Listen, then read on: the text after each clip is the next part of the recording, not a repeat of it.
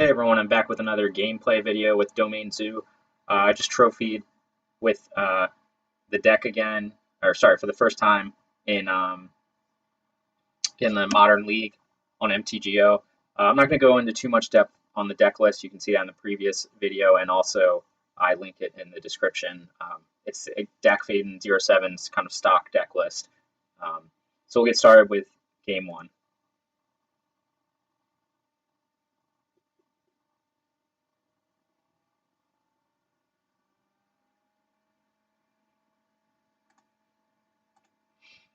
Okay, I'm on the play this game. So I do mulligan that first 7, and I'm just going to go back, sorry. I'm just going to go back so I can see what I mulliganed, just to give everyone a better feel of like what hands are good versus not good with this deck.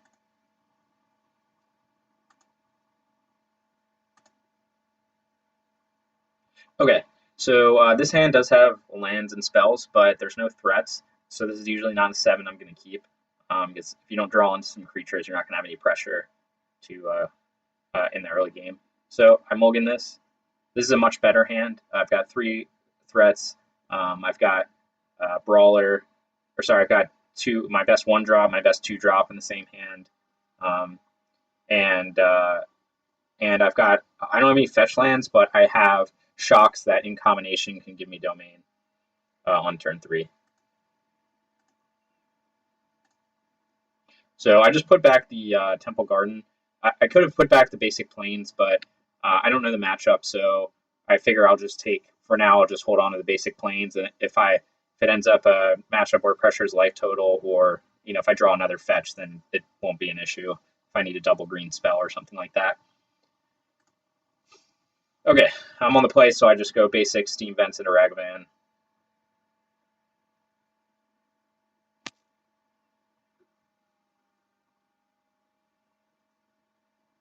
My opponent just plays a tap Triome, so the set is a mountain, so I'm thinking he might be on creativity. I just attack with Ragavan, play my Kavu. Okay, plays Ren 6, pings Ragavan. I attack with Kavu. I like my hand, so I don't actually loot anything away. Play Brawler.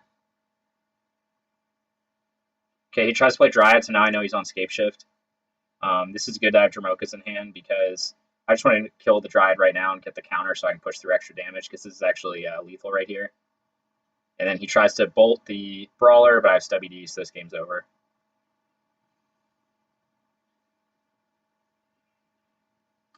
Go on to game 2.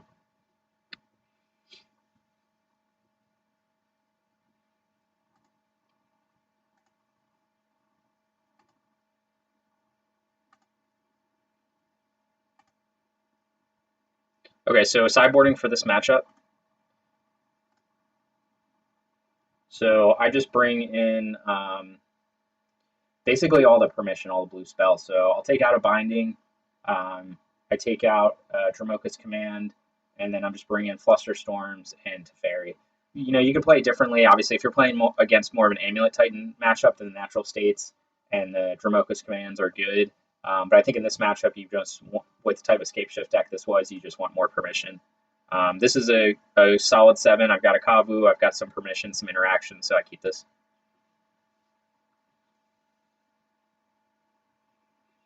Okay, he goes tap Triome again. I do draw Ragavan. I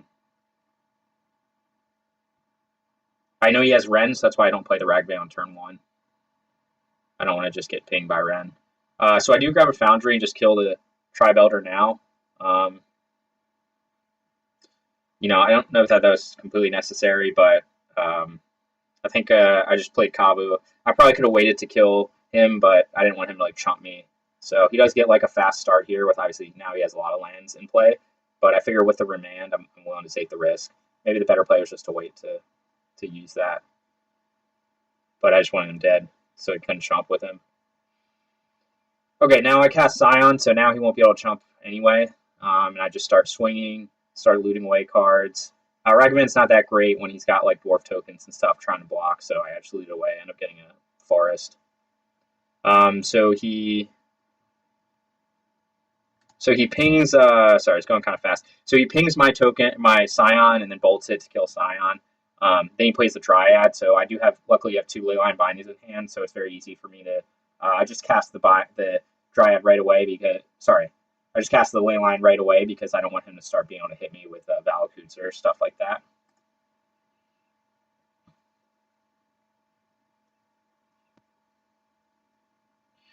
Okay, so I draw into Tribal Flames. I attack again. I loot away the basic forest. It's not that useful here. He just chomps. Again, I'm just basically holding a remand up here. I know he's going to probably try to go for Escape Shift. I've got a lot of pressure with Kabu on the board, and it's hard for him to kill it, so I'm not too worried about what's going on. He does their trick with double cycling the Proving Ground with Rend. He's trying to draw into some action, but he's only got one card left in hand, so he's not able to find anything. I attack him with Kavu, loot away the land again because I don't need lands.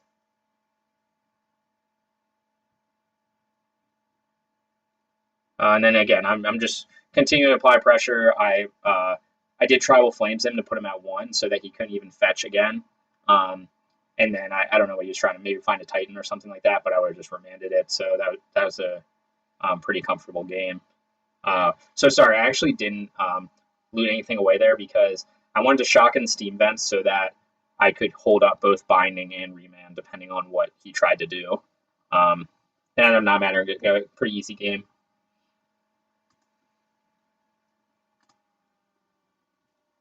Okay, moving on to match 2. Okay, it looks like I'm still recording, so that's a plus. Okay, I'm on the play, or sorry, on the draw this game.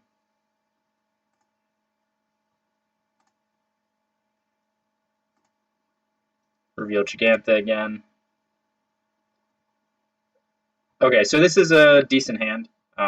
It's actually, again, I like to see that I have Ragavan and Kabu in the same hand, have some interaction, so this is a good keep. My opponent goes Arid Mesa into Steam Vents, into Ragavan, so I'm thinking Arid Mesa means he's not a Murktide, but I don't know, it could be a few different things. I just play my Ragavan. I just need something. I don't have a bolt in hand, and I just need something to stop his Ragavan. Okay, once he plays Urza Saga, I know that he's on Grinding Station. He does have the heat on my monkey, so at this point, I just have to play Kavu, try to slow him down. Let's see, he plays Teferi, bounces my Kavu, and then it's kind of hard. He had a really fast start, so there's not really much I can do at this point. He just keeps generating tokens. Now I'm in a pretty tough position, so I just play Scion. Obviously, I could have played Kavu again, but I know he has Unholy Heat. I don't really think it made a difference. My thought was maybe I can block the Shredder if I have to, but he has Unholy Heat. Obviously, I can't use WE because he has Teferi in play, so again, there's not really much I could do here. He just kind of had a very fast hand. So that's pretty much what happened for game 1. Luckily, game 2, I'm on the play.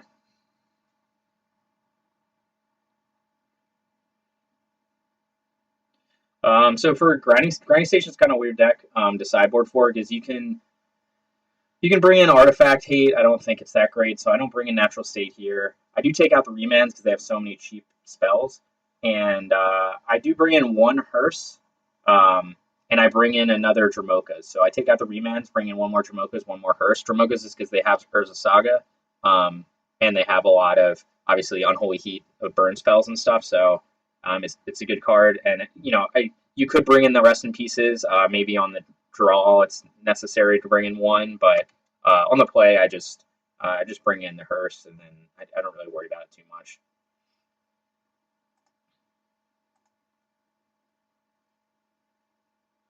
Okay, this is a one-lander, so I can't keep this. This is better, so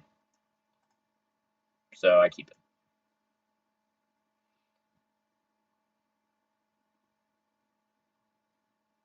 So he goes Bobble,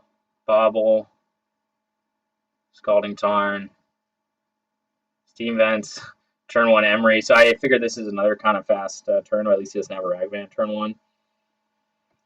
So here I just fetch a Triumph. Don't really have any other plays. So let's see what I do here. Okay, I kill his Emery because he's already got Delirium, so me just playing a Kavu into Unholy Heat doesn't make a lot of sense. So I just kill the Emery to break up the combo and buy me some time, and then obviously for turn 3, then I can play Kavu and then hold up Stubby D if he tries to Unholy Heat me again. Instead he goes Iteration. I think about countering that for a second, but the problem if I do that and he just has another land in a Holy Heat, that I'm kind of in trouble. So I just hold the Stubby D for when he tries to kill Kabu. And then I think I exile a card from his graveyard. Maybe I'm wrong. Yeah, so he plays another Emery, and then he goes Underworld Breach. So obviously this is what I'm holding up Stubby D for. I have to stop him from doing his combo. So, you know, unfortunate that he doesn't have another mana for a removal spell. He's kind of going all in on casting Breach. At this point, I just dash Monkey. I'm okay if he trades with Emery. I'm just trying to apply pressure. And I'm trying to discard this land to get some more action. I end up getting a Scion, which is good. He's going to go to 2 life here. And now he's, probably just trying to do a draw step for a removal spell or something. He does get Grinding Station in play. But he doesn't have anything else, so he just concedes there.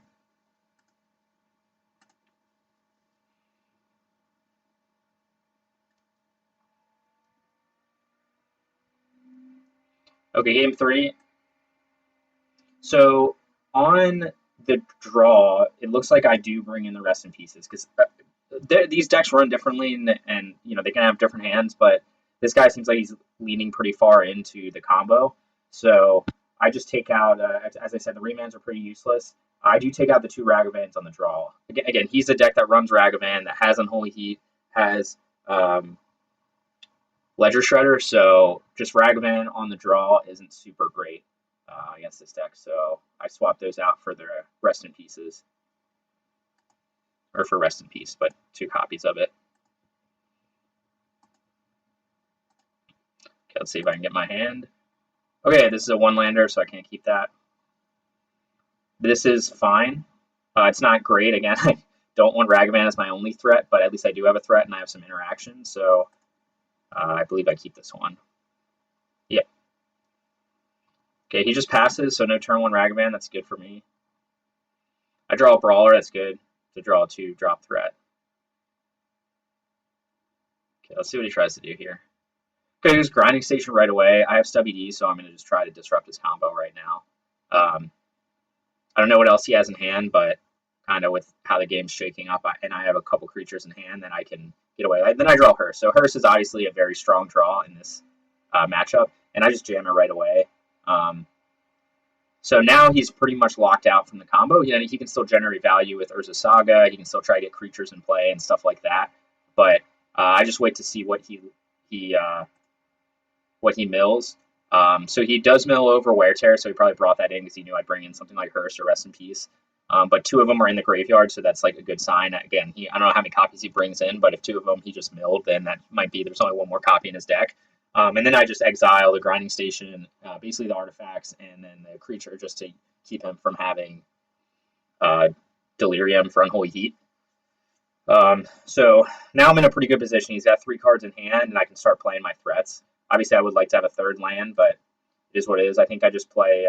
okay, so he just concedes here. So I tap to play Brawler, and at this point, I'm guessing he kept a hand that was pretty leaning into the combo with Grinding Station and like some other stuff, and I basically, I countered his Grinding Station, and then I put Hearse in to clean up his graveyard, so now he probably has nothing in hand. I think it's an early concession.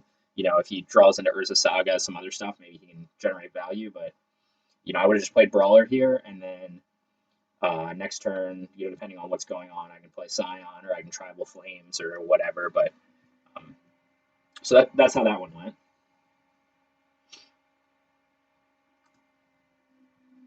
So that was game 3. Okay, so moving on to match 3.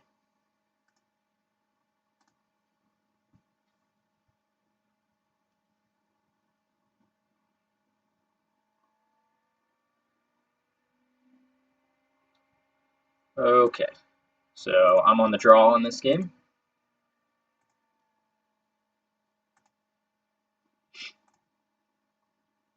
Okay, so one lander, so I can't keep that.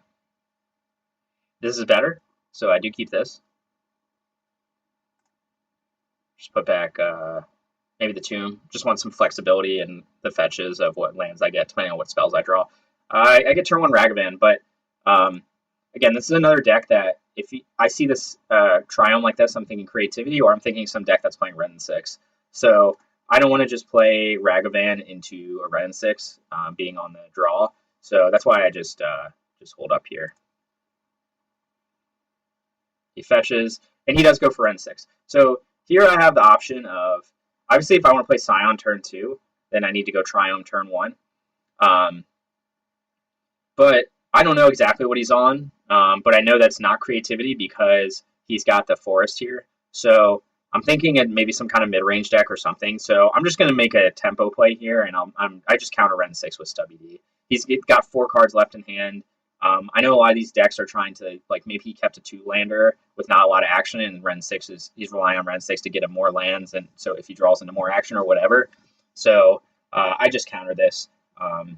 Again, it depends on the matchup of whether it's worth countering Ren or not. But this is kind of going into a blind matchup, looking at my hand. I was okay doing this because I had the Ragavan I could dash on turn 2. If I didn't have a turn 2 play that I could cast, then I probably let this go. Because then I can grab the Triome and then I can play Scion. But with how it's set up, then I'm fine with doing Stubby D, and then turn 2 I can just dash Ragavan if I don't draw another 2-drop. And then I can hold up Bolt or something, depending on what he's on. So I draw Dramokas, which is fine. I get the black-green so that I can get... Okay, so this is kind of important. So the reason I got Overgrown Tomb and not something else is I need, if you look at Dramokas, I need green and white on different mana. So if I get a Temple Garden here, then I can't cast Dramokas next turn without... then I'm a little more limited on my mana. Like, right now, I can get a... with Flooded Strain, I can get a basic Plains, and then I can get Domain next turn. And then I have some flexibility where I can actually hold up Dramokas and Bolt in the same turn, or dash Ragavan. I have options, so that's why I just go with the Overgrown Tomb right there, even though I don't have any black spells in hand. So I dash Ragavan. I have the treasure token, so I can just hold up Bolt if he tries to do anything. And what does he try to do here? Okay, cast Blood Moon. So I did not play around Blood Moon in this. Obviously, he's got a Triome, so you wouldn't expect him to play Blood Moon. He's also got whatever this land is. So I didn't fetch any. Normally, if I'm knowing to play around Blood Moon, then I'm going to fetch some basics. Obviously, like turn 2, I would fetch a Forest or something. But that doesn't happen. So right now, I'm actually still in okay shape because I have the treasure token and I can dash Ragavan. And that means I can dash Ragavan next turn, and then I can have Dramokas in hand to destroy the Blood Moon. So this is actually fine. So I dash Ragavan here, attack.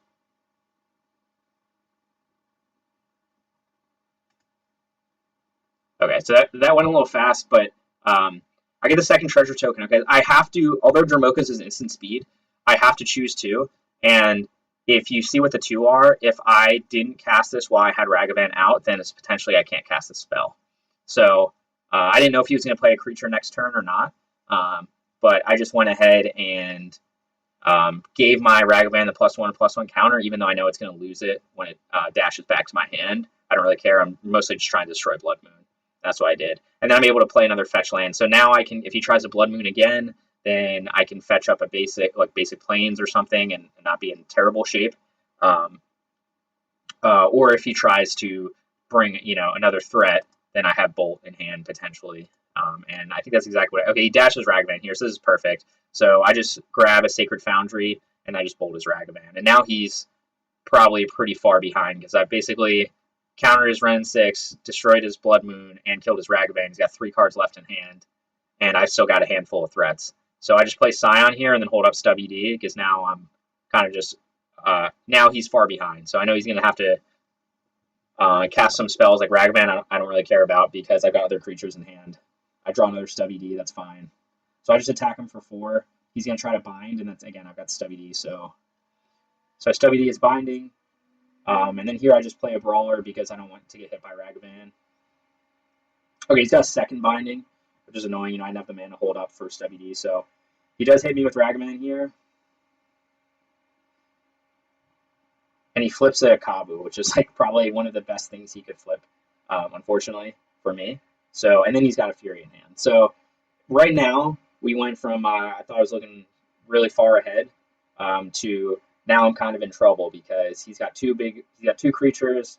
This one's gonna let him loot cards, and I just drew another land. So that doesn't help me that much. So I just play Ragavan here with intention to chomp, and I'll figure if he swings with both, I'm okay trading Ragavans, and then hopefully I can draw into more action. But my life total is already getting kind of low, so I don't want to just, I could cycle the Triumph here, but I can't. That doesn't really get me anywhere. So I just throw out Ragavan to chump. You can see in the chat I'm actually talking about how I thought I was way ahead, and he still managed to get his way back in. Okay, so I just trade Ragavans here. He's got one card in hand. Does 4 to me. I'm down to 5. Oh. So I draw a Brawler, which is good because now I have Stubby D up, and I can trade with the Kavu if I have to. So he tries to play a Fable, and I just Stubby D it because I can't really afford for him to get any more threats. I can't afford for him to get the token or anything like that, so I just Stubby D it. And now he's got one card left in hand, no mana. So he doesn't offer the trade here. And then I draw Leyline Binding, which obviously is it's one of the best cards I could draw here. So I just binding the Kavu, and then I attack him for 5. Obviously, I don't want to give him the chance. The reason I'm binding the Kavu now is because I just want to make sure I do 5 damage to him to keep applying pressure. He could attempt to block, and I could binding it, but then I'm not pushing the damage through.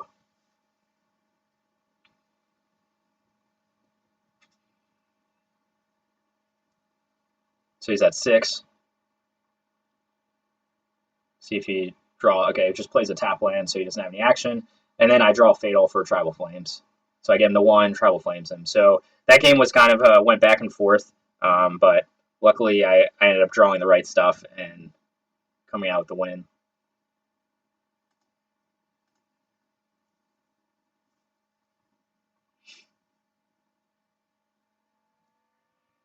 Now in game 2, I'm on the draw again. So how did I sideboard for this matchup? This is kind of a weird matchup. I think on the draw, I just took out a Ragavan and kept the Remans in, kept the Hearses. I think that's what I did. I just put another Dramokas in. I know he's got Blood Moon, so you could also put in Natural State for Blood Moon, but it's a little narrow. Natural State won't hit his binding, so Dramokas will hit both. So I decided to just keep it simple, take out a Ragavan on the draw, and then put in the Dramokas, the second Dramokas. Still have Gigantha. Okay, this hand's fine. I keep it. It's a little awkward for me to get, like if I want to play turn 1 creature, it's a little awkward if I'm trying to get domain, right? Because you think I need to get, this would have to fetch green. I need to get red and black. I don't have a red and black fetch land, so most likely I can only get 3 colors out of this land combination, at least initially, unless I fetch a Triome. But that's okay. This is not a hand I'm going to mulligan. It's just that, it's like not the ideal mana, but it'll still work. He goes Stomping Ground tapped. So here I go Temple Garden into Nacatl. Obviously, I would consider doing Breeding Pool into Nacatl, so then I can fetch a Sacred Foundry with Wood Foothills. But I don't want to put a 1/1 Nacatl there because I know he plays Ren, so I'm just going to get the Nacatl 2/2 and go from there. Okay, he just plays a Triumph and passes. So at this point, I just attack with Nacatl.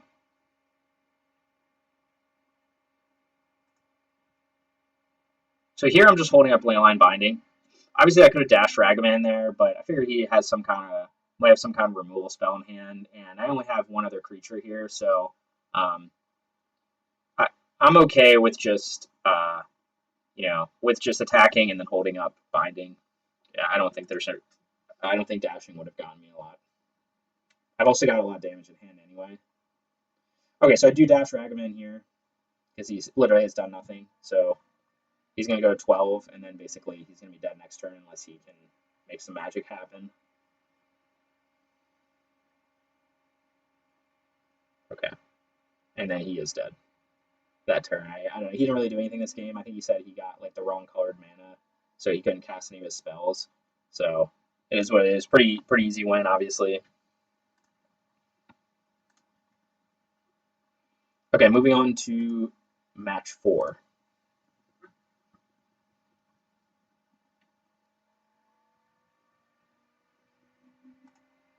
Okay, I'm on the draw. Get Gigantha. See what I got in hand. Okay, this hand's fine.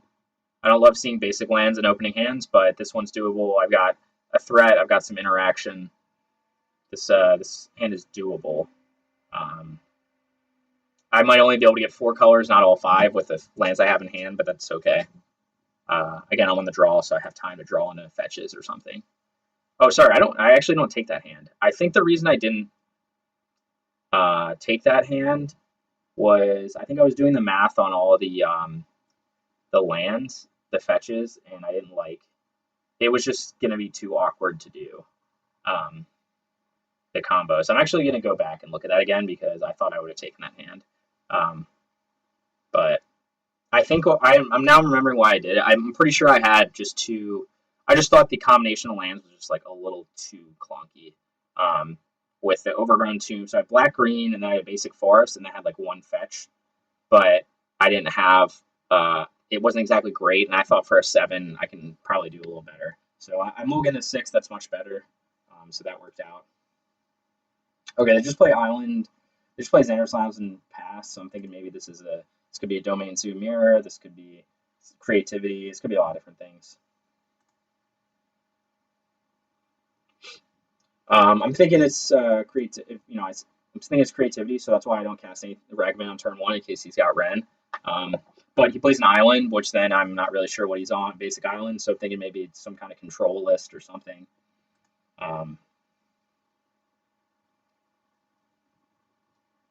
So I just fetch here. Fetches Xander's Lounge. Okay, I do go Ragavan here, not dashed. I thought he was holding up a counterspell. So I figure I'll just play one of my 1-mana threats. I don't know if that was a smart play. Maybe I should have just played something like Brawler, which is like my weakest 2-mana threat. So he can just counter it and it'll be fine. I don't know. I just played Ragavan with the idea. I was trying to figure out what he's on. Some of these control lists don't have a lot of instant interaction other than Solitude. So I was hoping maybe I can either bait out a Solitude or have him waste mana on Prismatic Ending or something like that. So that's why I just played Ragavan and passed. And then he plays Fire Ice, so then I'm thinking, okay, is he on Rhinos maybe? I'm not sure. If he is on Rhinos, then this worked out because I've got mana up for Stubby D if he tries to go off. So he just plays a land and passes. So I fetch here. No, I don't fetch. Now I remember why I don't fetch. Okay, I think he's on Rhinos, right? So if I fetch there, I'm tapped out and I have no blue mana up. So he could go Violent Outburst in response, and I can't counter it. So what I do is I just hold up. The Wooded Foothills without fetching, just because I'm thinking he's on Rhinos. Okay, I do fetch there. I go red-green for Kavu, and then now I can play a big threat, and I have Stubby D up. Tries to Fatal Push it. I do Stubby D that. Obviously, I want my creatures alive. Then he goes... Let's see what he does here. Okay, then he goes Counterspell. So now, again, I'm still pretty sure he's on control. I'm okay with that interaction. I still have 2 more threats in hand, and now he's just wasted... Sorry, now he used one of his counter spells and one of his removal spells. I also know now that he's running Fatal Push that Scion's going to be the best card in this matchup because Scion can't be fatal pushed, and if he's also has Drown the Lock, because I'm seeing that he's got black and blue, then Scion's also very good for that. So now that's pretty much tells me I'm going to go next turn. I'm going to go Scion and then hold up Binding. And I do draw a Remand, but not that useful in this scenario, so I just jam a Scion. Obviously, he could have another counter spell, but he already used one, and he's only got 3 cards in hand, so I just kind of risk it at this point. I got to apply some pressure with my life total and his life total, and the fact that it seems like he's a kind of control list.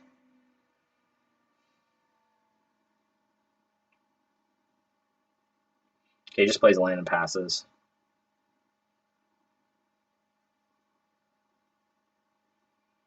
I draw another Binding, which is fine. So I just hit with Scion. I don't do anything here. So the reason I don't do anything is because now I'm in a position where I have Scion up. I don't think he has a way to kill Scion. Even if he does, like I've got Remand and I've got Binding up. So obviously I could have played the Brawler there, still held up. Oh, sorry, I could have played Brawler there, but I couldn't have held up Remand and play Brawler. So for me, I'm just gonna keep hitting him for 4 and then stay a little patient with this and see what he tries to do. Because I can always Remand to protect my Scion. But I've got a big threat out, and now I've just got interaction, so I just have to kind of protect him through that. So he does nothing, which is fine. I get a 4th land, so now I can attack for 4. Now he's down to 10. Now I can just jam Brawler. If he counters it, okay. Obviously, I could have remanded that counter spell, but he would have still had mana for it, so that doesn't really get me anywhere. And I still want my Scion on board. So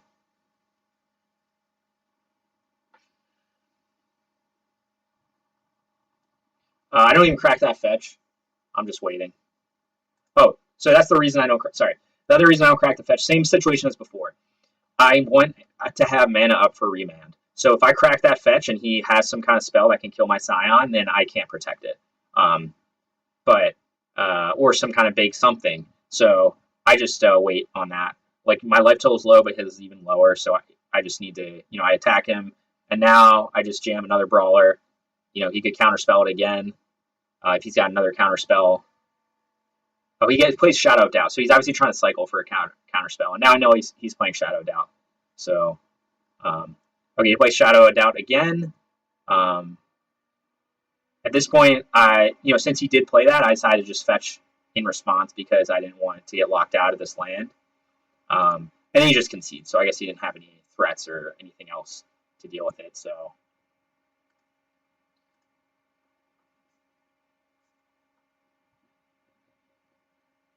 Okay, on to game 2. I'm going to be on the draw again. I sideboard for this matchup like I would basically a normal like blue-white control matchup. So I bring in Teferi, I bring in Veil of Summer. I take out Binding, it's not as good, and I take out a Bolt. And I take out Dramokas. And so basically I'm bringing the Teferis, and I'm bringing in Veil of Summer. Yeah, so I'm bringing 4 cards, I'm taking out 2 Bindings, Bolt, and Dramokas. Those are like not that relevant in these sort of matchups. Obviously, he didn't play any threats the whole game, so I'm thinking like Bolt and Binding aren't super great against someone that doesn't have many creatures or things to bind. And his deck didn't seem to have. So there are versions of these, control lists who are doing a lot of graveyard kind of stuff. I figured he probably had Drown the Lock, but not anything. He wasn't running Unholy Heat. He wasn't running anything that made it worthwhile for me to bring in Graveyard Hate. Like it was, it's not really. It didn't seem like it would be that effective in this matchup, so that's why I don't bring it in. Okay, this hand's a 1-lander, so I can't keep that. This hand is fine. It's got 1 threat, which isn't great, but it's got some interaction. This is a keepable hand. I just been a Windswept Heath. Okay, he plays Darkslick Shores and passes.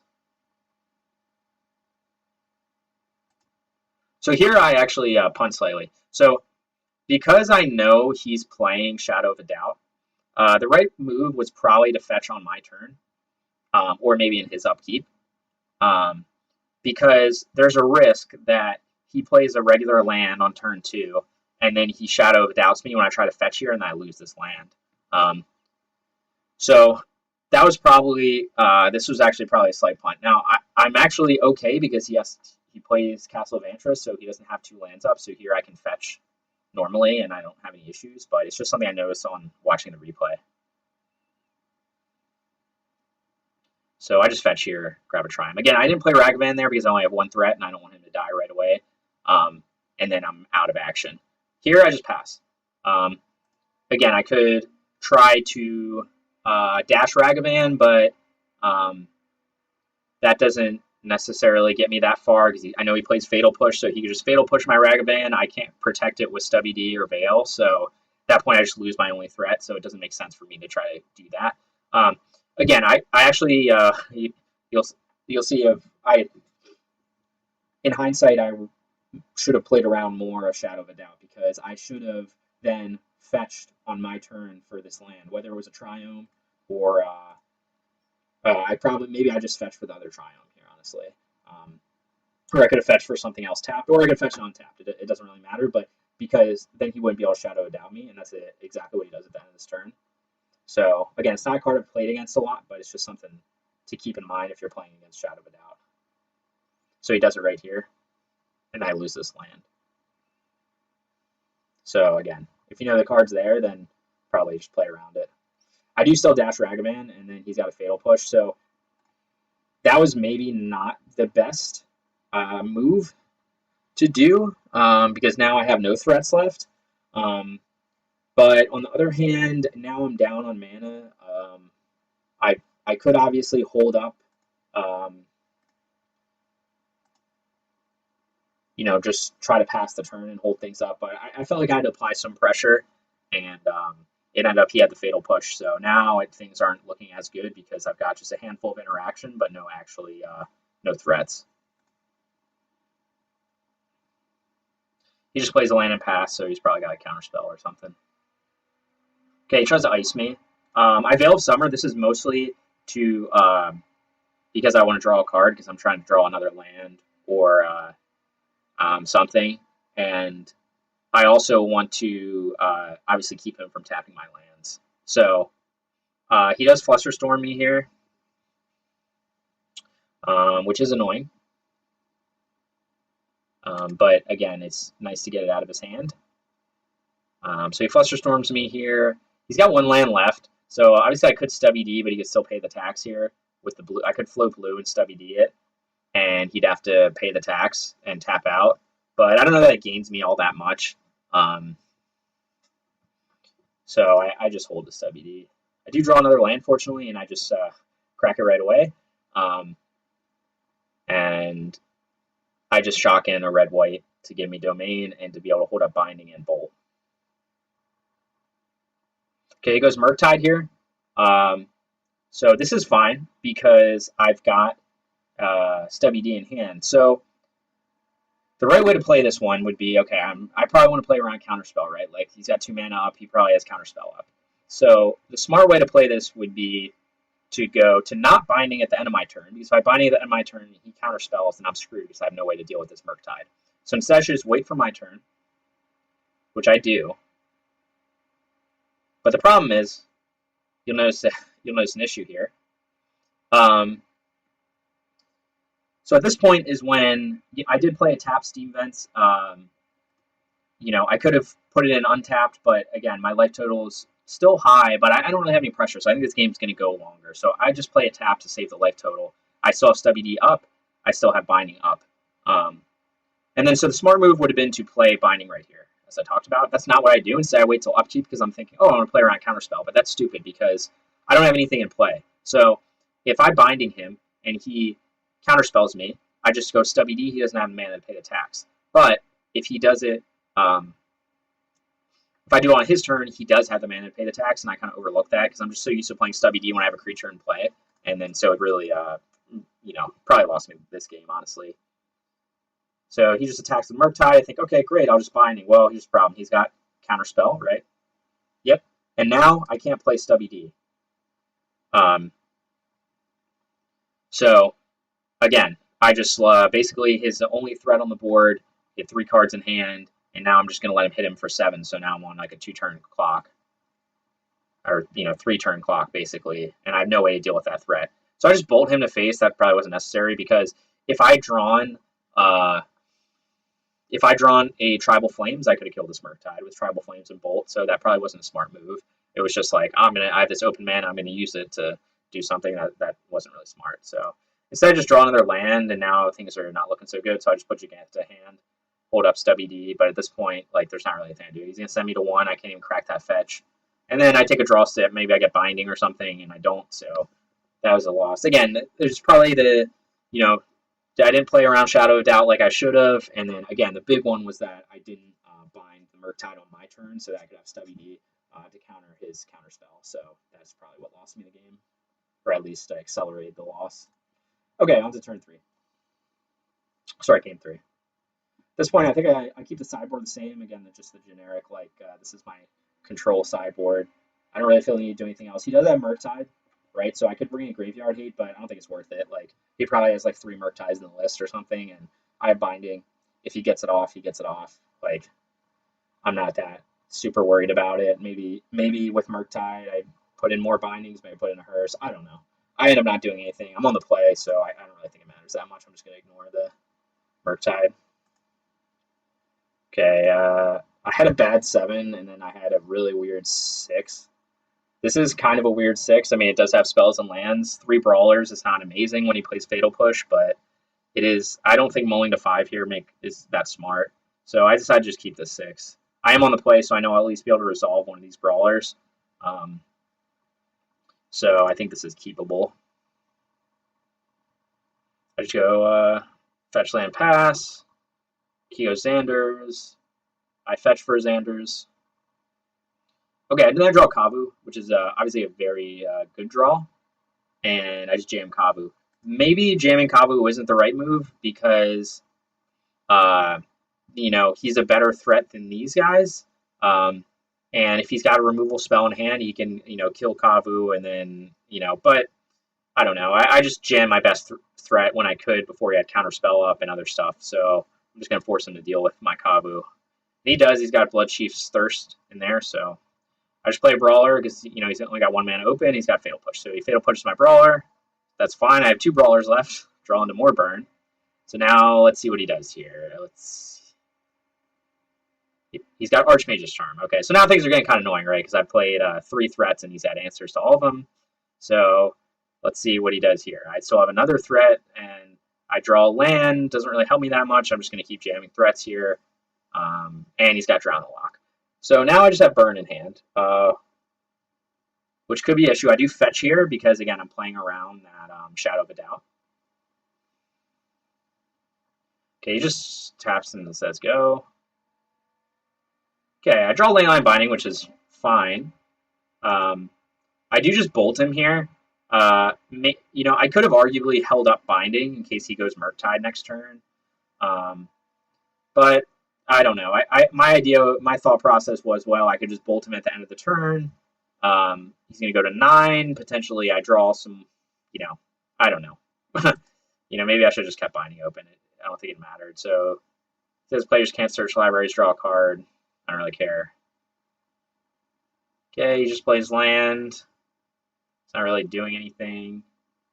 Here, I just use them. I just got the mana, and I'm trying to put pressure on his life total, so I'm just going to bolt him there. Obviously, he could have countered it, but I don't really care. Here, I grab Giganta.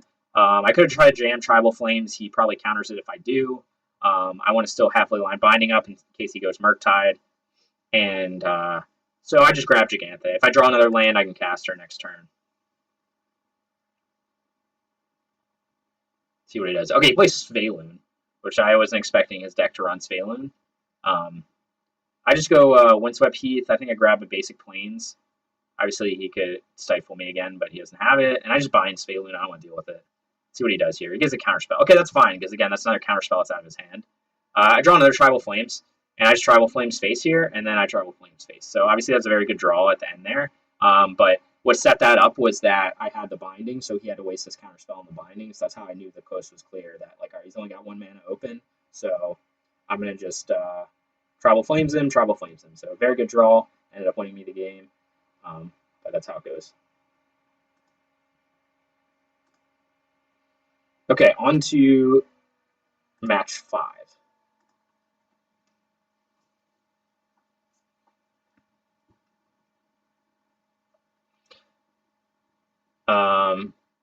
So I guess I did win this dice roll. For some reason, when I was remembering, I thought I didn't win this dice roll. I don't know why I said that, but I guess I did. Okay, so this guy, Menino Nay, he's one of the trophy board leaders. He usually plays Living End, but he also plays some other lists sometimes, so I'm just going to not make any assumptions about what he's on to start the game, because if he's not on Living End and I mold a hand that's good against Living End and it's something else, then it's going to be awkward. So let's see. This hand is fine. Again, not a good hand if you're playing against Living End, but against another deck, it's a fine hand, so I just keep it. I'm not going to mull away a good 7, in case he's, obviously if he's on Living End, whatever, I'll lose the first game in sideboard cards. He griefs me right away, which tells me, okay, he's probably on Living End then. Takes my Tribal Flames.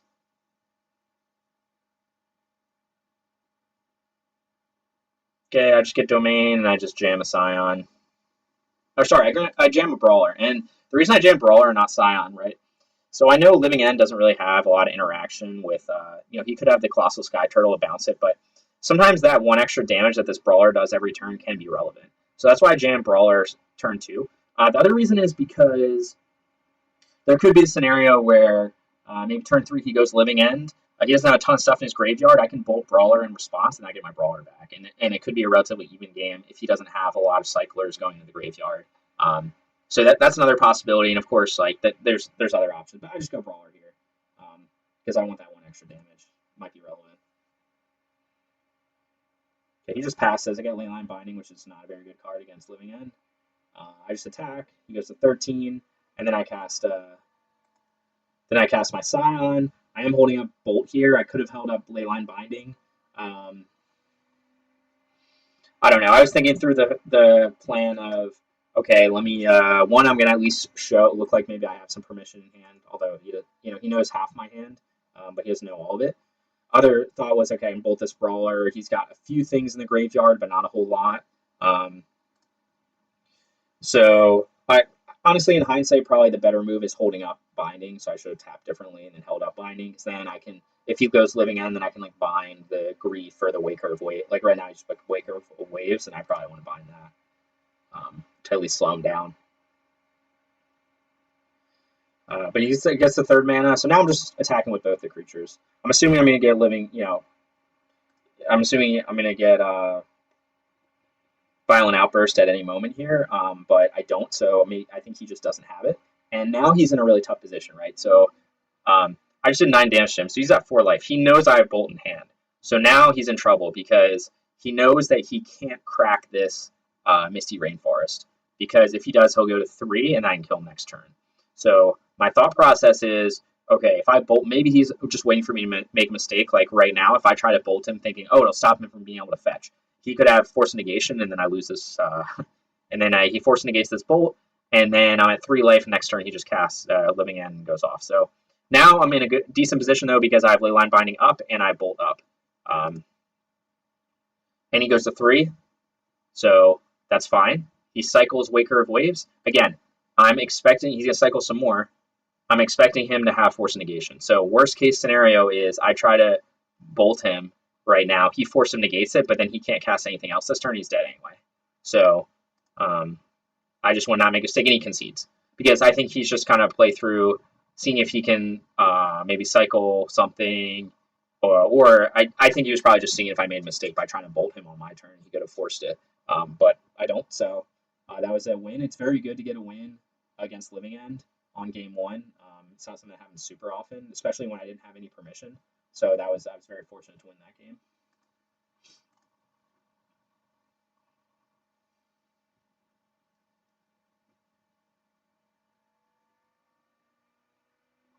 Okay, on to game 2. This time I'm on the draw. So what do I bring in the Living End? I basically I take out the bindings. They're not that useful. I take out a bolt and take out a brawler. I don't know if I like taking out a brawler. Maybe I take out, I don't know, hard to say. Hard to say what I'd rather take out than brawler, but I do like the 5 damage from brawler. So it's hard to say what you take out otherwise. Like, I mean, maybe you could take out a Scion. Maybe that's not the worst idea to keep Brawler in, because again, one extra damage can actually be relevant quite often. And Living End, like the other parts of Scion, aren't that relevant. Like, I can give my guys First Strike and Trample; it doesn't matter.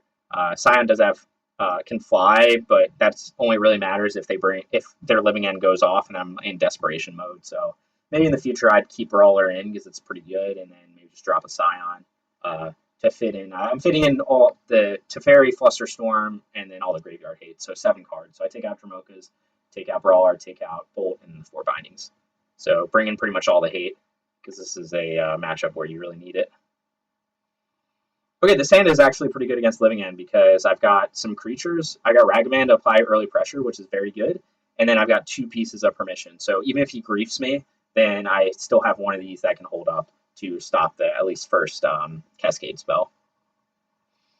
Fortunately, he does not grief, so he just goes turn 1, and I'm just going to go Steam Vents into Ragavan with the idea that I can play a Brawler turn 2, and then I can hold up Flusterstorm, which is why you want to play turn 1 Ragavan in this matchup if you can. So he, we're on turn 2. I attack, get my treasure token.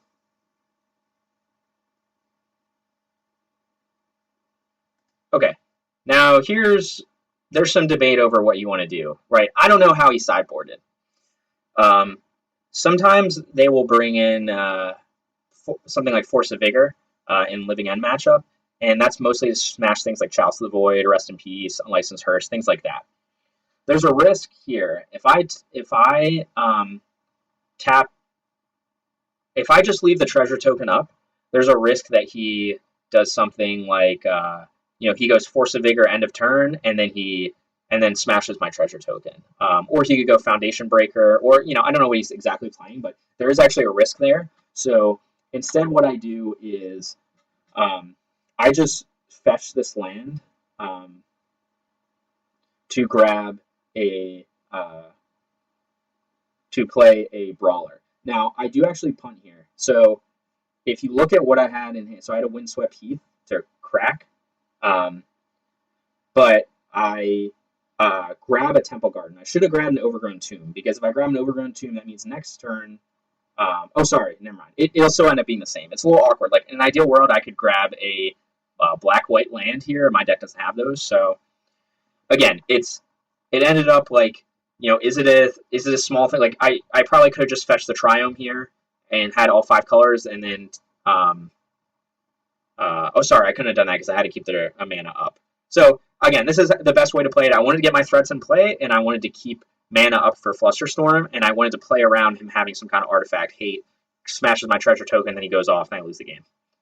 So, that's why I did it like I did it. So, now I've got some good pressure, and he's going to just try to go off here. So, this is a good, because it means that... so he guys tries Living End. I got Flusterstorm easy. And now he's probably in a bit of trouble. He does get the Shardless Agent in play, which is, I guess, the advantage of having that. Okay, then I draw a Rest in Peace. So I do attack with everyone here. I could obviously hold the Ragavan back, but I'm okay with this trade. My Ragavan will go to the graveyard. His Shardless will go to the graveyard. Maybe I shouldn't have attacked here, but either way, I just attack with everyone. I'm going to just apply more pressure. And he does chomp with Shardless, or he does trade Shardless with Ragavan. Okay. He's going to go to 13. Okay, so here I'm thinking in my head that I'm trying to play conservatively, right? How do I lose this game? I lose this game if he casts Living End, basically. So I'm thinking of, well, how do I stop him from casting Living End? The best way, what I have is, I have Remand in hand. So just with the mana I have, unfortunately, I can't cast Rest in Peace and Remand in the same hand. I think in hindsight, the smarter move is I should just jam Rest in Peace last turn. If he's got the Force, he's got the Force. It is what it is. But if he doesn't have the Force, then he's in real trouble, because then he could still Living End me to wipe the board, but I still got 2 more creatures in hand. And so again, it's kind of depends how aggressive you want to be. I thought, hey, I'll play it safe. I'll hold on to Remand, and just keep applying pressure. But again, it's not a ton of pressure. I only have one creature in play, so he doesn't do anything. He passes. I draw another remand, which isn't great. I attack with Brawler. He goes to 9. And then, again, I just pass here because I'm trying to hold up remand. He does grief me, which is fine because I have 2 remands. And then he passes. Okay, he goes Violent Outburst here. I say I have to cast the remand. Maybe he's got okay, he has Mystical Dispute. So he obviously bordered it in. It is what it is. If that had been another Flusterstorm, I would have been fine, but that's just, it happens. So he's able to Living End, and then now I'm kind of in trouble. I draw a Scion, doesn't help me because again I don't have Domain.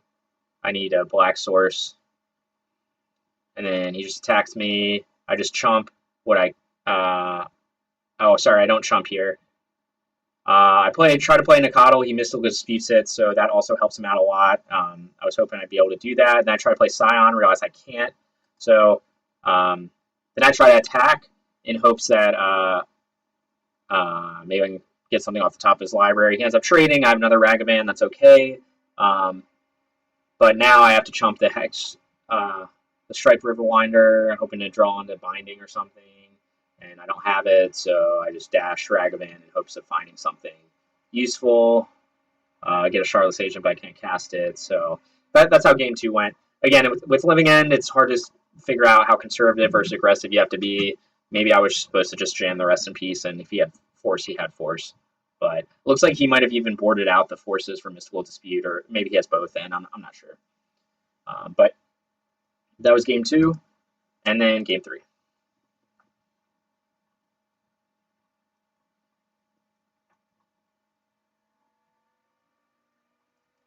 So game 3, I'm on the play.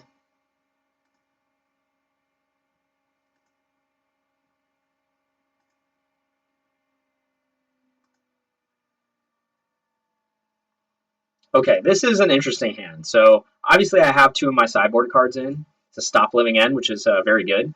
The problem is I don't have any threats or any way to apply early pressure. So I could bottom this hand, but I think in this type of matchup, I'd rather put the lock on with Rest in Peace and Teferi, and then hopefully I draw into some action in the first 2 or 3 turns.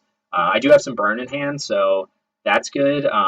But I decided to keep this. I just think against Living End, you can't mulligan a hand like this that has sideboard answers and has some other stuff action. It doesn't have any creatures, but at least burn spells are good. Can be good in this matchup just to close out the game. So I keep this. Obviously, I don't have a turn 1 play, so I'm just going to fetch a Triumph. I'm expecting him to have Grief. He doesn't have it. So I do draw a Ragavan. That's a great draw. Doesn't have any threats. And I just jam Rest in Peace.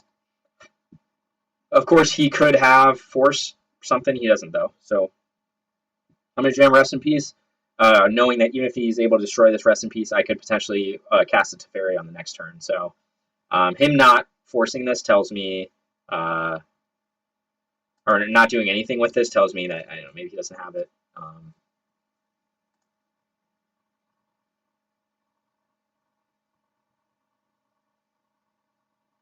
Okay, here I dash Ragavan. Maybe this was a greedy play. Maybe the right move was to cast Teferi, but my thought process was that he's got the blue mana up, and I know he's playing Mystical Dispute, so I could very easily see him holding on Mystical Dispute right now. And if I go turn 3 Teferi into Mystical Dispute, then that's not super great. So I'm just going to dash Ragavan, and obviously he could go end of turn, force a Vigor on Rest in Peace, and then go off or something. Like, there's ways that wouldn't be ideal, but well, sorry, he could do that. The other reason I did this, right, he doesn't have anything in his graveyard. So even if he goes end of turn, kills my Rest in Peace, he then has to spend mana to cycle things. Maybe he can get 1 creature in the graveyard. He's only got 1 mana open. So maybe he can get 1 cycler in the graveyard. And then that's like not really that game changing. Like, I don't even have any creatures on the board. So like he could go Living End and get 1 creature on the board, and it doesn't really make a difference. what this is doing. Sorry, go into sleep mode. Okay, and then here, okay, I don't jam the Teferi either, because now I'm realizing, like, yeah, I dash Ragavan. Oh, I do have the mana to cast Brawler. So now I'm getting a big threat. Again, I said I like Brawler in this matchup because the 5 damage. So I get a big threat on the board off the treasure tokens, and then and so now I'm applying some pressure. So now I'm in a pretty good spot. Obviously, he can still Cascade, and he does here. So he'll kill my Brawler, and he'll get a creature in play, but it's not. He's got nothing in his graveyard, so he's just doing this to buy time. That's okay. I'm okay with that. I draw Kavu, which is a very strong draw. But at this point, I'm just thinking in my head, like, okay, I'm just gonna jam Teferi. Like, yeah, he could have a Mystical Dispute, but again, he's still not gonna be able to play around.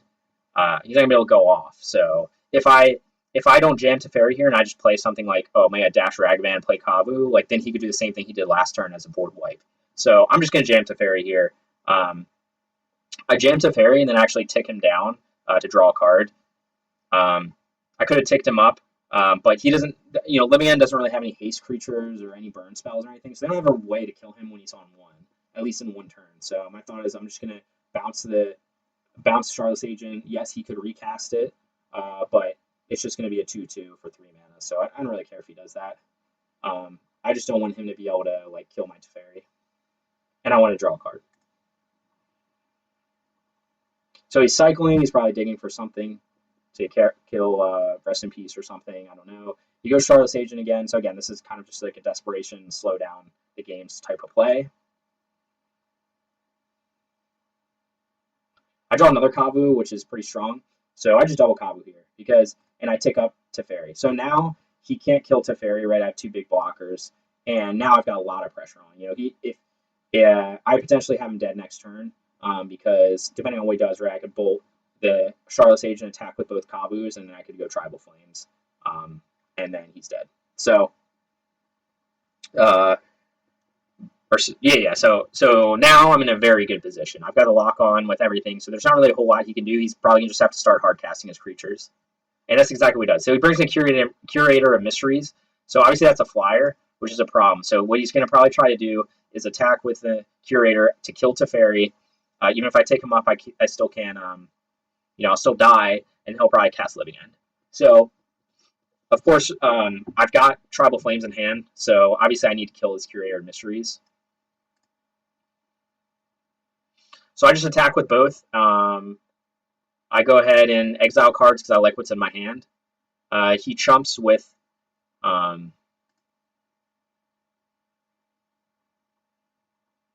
he chumps with Charlotte's Agent, and then I just Tribal Flames his Curator of Mysteries. Maybe I could have... let me think this through. No, I don't think I had a way to kill him that turn. I think that was the safest way to play it. Obviously, he could have other stuff. He could have had Force or something, and then my Teferi dies, then we just go on with life and play through the game. But he didn't have it, so... I think that was a fine way to play it. Didn't want to risk